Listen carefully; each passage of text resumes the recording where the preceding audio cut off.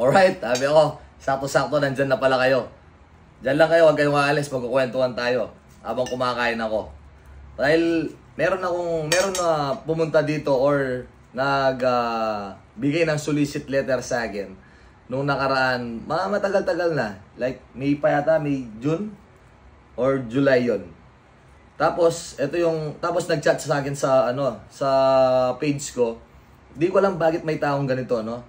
Nahingi kami ng tulong para sa amin. Like, player sila ng tournament. Tapos sinend pa yung mga birth certificate nila, yung mga pangalan nila, and then ang school nila. Tapos, siyempre, bago ako magbibigay, kailangan siguro tayo ngayon. Ngayon, binyo ko yung, ito yung chat niya, ito yung pinakita sa akin, sinend sa akin at sa screen. Ilalabas ko sa screen, no?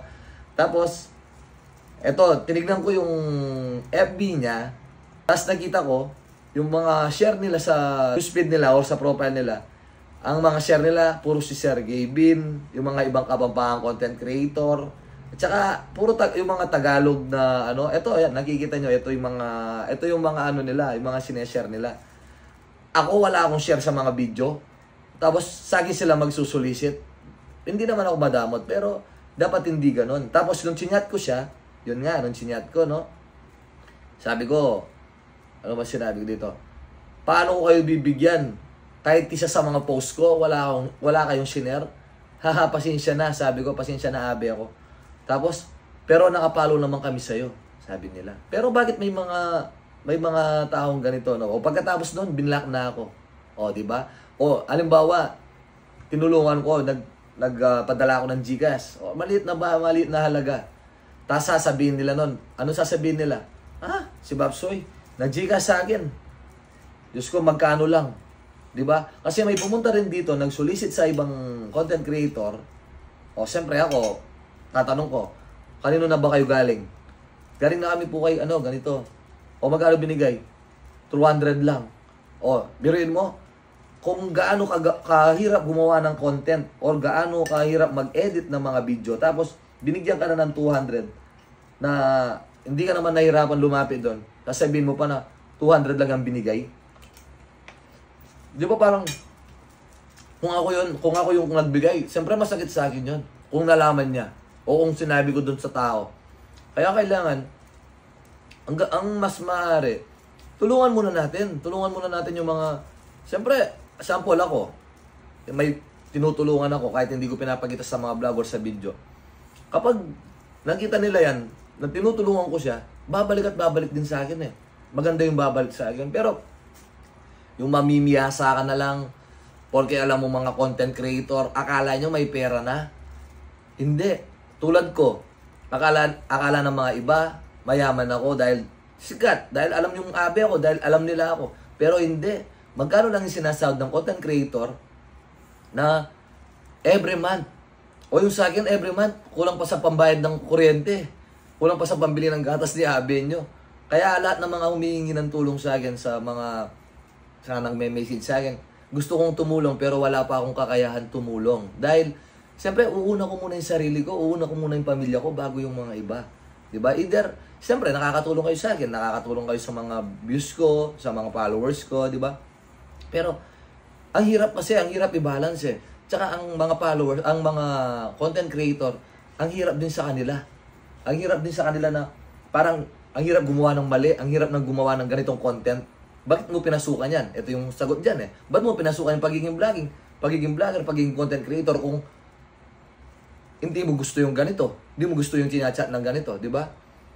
Hindi naman ganun eh. Hindi naman mga ibang content creator hindi naman ginusto na mapunta sa ganito. Like ako, hindi ko naman expect na mapupunta ako sa content creator.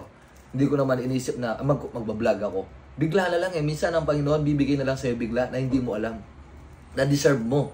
Na para sa'yo talaga yan. Kaya kailangan mong galingan mo na kasi nandiyan ka na eh. Kaya ang ginagawa ko, nagtatrabaho pa rin ako. Gabi, puyat. Lahat ng mga binebenta ko. Chicken pastil. Mga damit. Minsan kahit sa bar, nagbebenta pa ako ng soya, itlog, saging na nilaga. Lahat ng kayang ibenta, binebenta ko dahil may pangarap ako eh. May pangarap ako para sa anak ko. Kaya, hindi lang ako na umaasa sa vlog, hindi ako umaasa sa sahod sa vlogging, Hindi. Kapag umasa ako sa sahod sa vlog, sisira ang utak mo. Minsan, yung 100,000 views, magkano lang yung sasahurin? $1. $1 lang yun, ha? Sa 100,000 views. O, anong mapapakain ko sa pamilya ko kung doon ako aasa sa vlogging? Ang ginawa ko, ini-endorse ko yung sarili ko. Ini-endorse ko yung mga binibenta ko. Ganun lang naman eh. Kaya doon sa mga, hindi ko naman nilalahat. Yung mga iba kasi, nakakaintindi sila na, ma'am, sorry po, hindi po talaga ako, hindi ko pa kaya talagang tumulong dahil hindi naman po ako ganun kayaman. Minsan na-appreciate nila. Sasabihin pa nila, ay salamat abe ako, at least nagpakatotoo ka. At least nag-reply ka sa amin. Yun lang masarap na sa pakiramdam namin. Pero yung iba, tignan mo, nag-reply ako, pasensya na, hindi ako makakapagbigay. Hindi. Tapos iba-block ako. O sample, binigyan ko ng 500, 200 yun, tapos binlock na ako. O in-unfollow na ako. Eh di, nga ako. Kaya kailangan, matuto kayong tumulong muna bago ko kayo tulungan or bago kayo tulungan. Hindi yung nakikinabang kakapalo nyo lang ngayon tapos magsusulisit na kayo or mangingi na kayo ng tulong. Kakapalan na ng mukha yun. Di ba? Kasi hindi lahat ng content creator katulad ko eh. Yung mga ibang content creator takot silang gumawa ng ganitong content. Ako hindi. Okay lang naman. Kasi ito yung talagang totoo. Ito yung reality talaga na kailangan malaman ng mga ibang followers or ano. Kala nila, tulad niya, nagbebenta ako ng damit. Kala nila, kumikita ka na ng marami.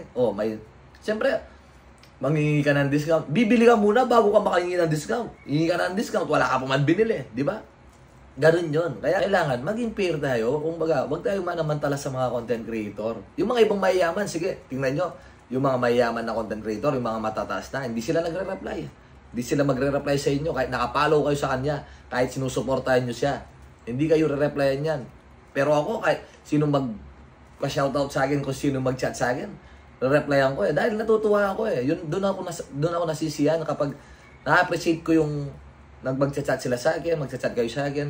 And well na, nagre-reply ako sa inyo para ma-appreciate nyo na ramdam ko kayo. Na talagang iniisa-isa ko lahat ng mga sumusubaybay sa akin o nagtitiwala sa akin.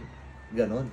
Kaya, kung sa mga nag-chat sa akin na nangihingi ng tulong, pasensya na po dahil hindi naman po ako ganun, hindi naman po ako mayaman, hindi ko pa kayang tumulong sa mga nangihingi ng tulong sa akin. Kahit gusto kong tumulong, hindi ko magawa dahil kailangan ko muna iuna yung sarili ko. Paano? Para lang makatulong ako, para i-vlog ko, para makita ng mga tao, makakuha ng simpatya sa mga followers. Na, ay, ang bait ni Abe ako, nagbibigay ng ganito. Hindi na po kailangan eh. Marami nang gumagawa ng ganyan para makakuha ng views. Pero ako, kahit bigyan ko yung mga magulang ko, bigyan ko yung mga kamag-anak ko, hindi ko na kailangan i-vlog. Hindi ko na kailangan. Sila na lang yung bahalang magbalik sa akin ng maganda. Sila na. At saka, yung Panginoon na lang yung bahala sa akin na ibigyan ako ng maganda para sa mga ginagawa ko maganda sa mga kapwa ko. Diba? Yung lang magbigay ka ng advice na maganda sa mga kapwa mo is malaking tulong na. Kaya yun lang. Kaya sa mga, yun, inuulit ko sa mga followers ko, sorry po kung hindi ako nakakapagbigay ng tulong sa inyo dahil minsan mas malaki pa yung mga gastos ko kaysa sa mga income. Siyempre, hindi ko na kailangan pagkita sa vlog yun, hindi ko na kailangan isabihin pa sa inyo dahil kailangan, ang gusto kong nilabas lahat sa mga videos ko is good vibes nakakatuwa, di ba?